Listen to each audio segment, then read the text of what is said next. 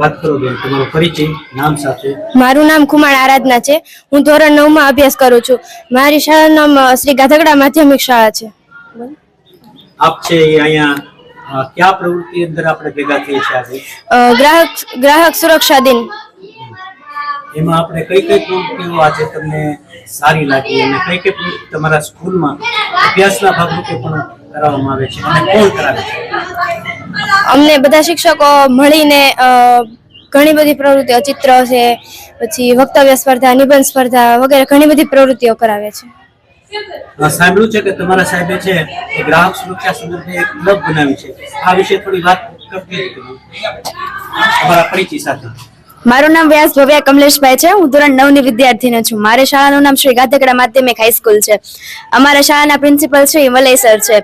તેઓ એક ખૂબ પ્રયત્ન કરી અને ઘણા બધા ક્લબ શરૂ કરાવ્યા છે. એમાં અમારો એક ગ્રાહક સુરક્ષા અંગેનો એક ક્લબ શરૂ છે. તેમાં ઘણી બધી પ્રવૃત્તિઓ કરવામાં આવી હતી અને તેઓને જે બાળકોનો નંબર આવ્યો હતો તેઓને ભેટ આપીને પ્રોત્સાહીને આપના હાથે કરાવ્યું છે.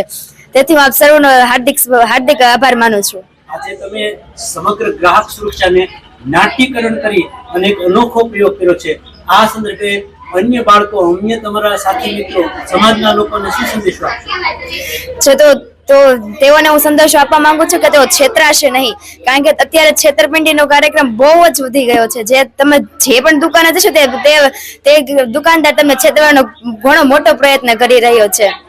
જ્ઞાનનો ખરેખર તો છે આપણું જ્ઞાન છે એ અન્યના સારા ઉપયોગ માટે કામ લાગે એ માટે પ્રયાસ હોય છે અને તમને એ જ્ઞાન અહીંયા સંપાદન કરવામાં અન્ય તમારા શિક્ષકો કોણ ફાળો તમે એને આદર્શ કરો છો? અમે અમારા મલય સર છે તેઓને અમે ખૂબ પસંદ કરે છે, કારણ કે તેઓ અમને બહુ જ સારું અભ્યાસમાં પણ એટલો બધો પ્રોત્સાહિત કરે છે અને બાકીની બધી પ્રવૃત્તિઓમાં પણ પ્રોત્સાહિત કરે છે.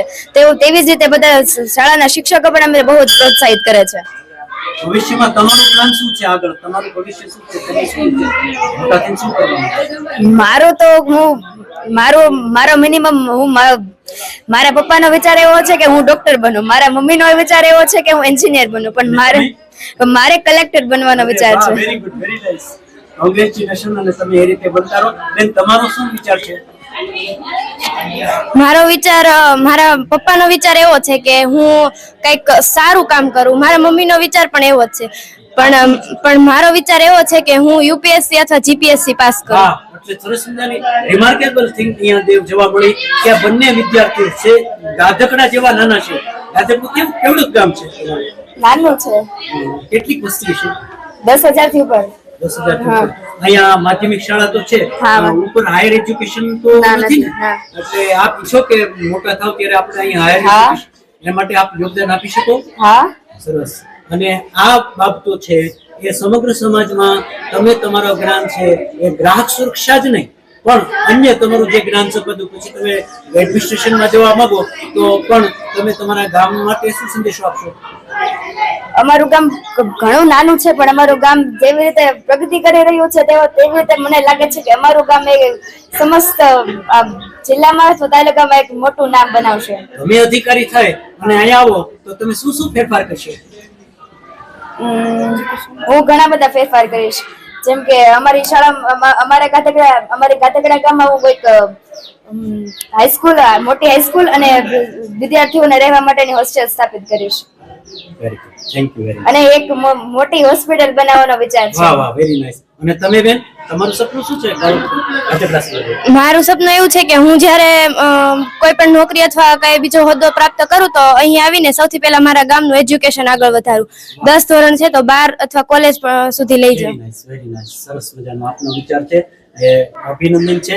આવા જ તમામ બાળકો છે જો વિચારે તો દેશની કાયાકલ્પ થતા વાર ન લાગે અને હિન્દુસ્તાનને વિશ્વગુરુ બનતા વાર ન લાગે. જરૂર છે સારા શિક્ષકો અને સારા વિદ્યાર્થીઓ. Thank you very much.